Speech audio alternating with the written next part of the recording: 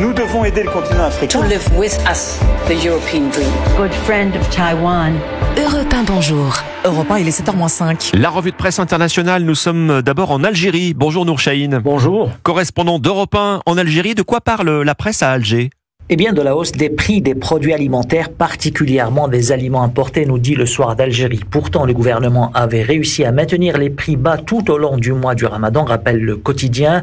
Mais une fois le mois sacré achevé, c'est le retour de la spéculation sur les prix, de quoi remettre en cause la stratégie du gouvernement qui consistait à inonder le marché de produits de large consommation, explique Algérie Echo. Le site TSA évoque pour sa part la stratégie du ministère du Commerce qui a lancé une enquête de terrain pour contrôler la structure des prix des produits importés. Les premiers éléments de l'enquête révèlent une hausse injustifiée des prix de certains produits, notamment des bananes. À ce propos, TSA met en titre « Prix de la banane, les premières sanctions tombent ». Seule solution proposée par le ministre du Commerce aux consommateurs, un boycott. Nous sommes maintenant au Japon avec vous, Bernard Delattre, à Tokyo pour Europe 1. Alors qu'est-ce qui fait la une des journaux japonais ? La peine capitale. Et particulièrement le fait que les condamnés à mort ne sont prévenus de leur exécution qu'une heure ou deux avant d'être envoyés à la potence. La justice vient de débouter des détenus qui réclamaient un allongement de ce délai.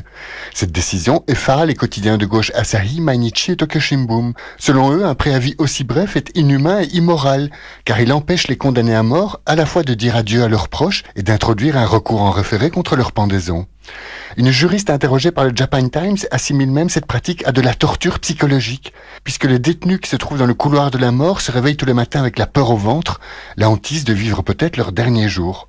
Mais pour les quotidiens conservateurs Yomiuri Sankei, ce sont les crimes épouvantables commis par ces assassins qui sont indignes, et non leurs conditions de détention, que ces deux journaux jugent légitimement sévères. Nous sommes enfin au Chili avec la correspondante d'Europe 1, Joséphine Echelard. De quoi est-il question dans les journaux chiliens ? Eh bien, de la découverte de plus de 50 nouvelles espèces sous-marines au large des côtes chiliennes.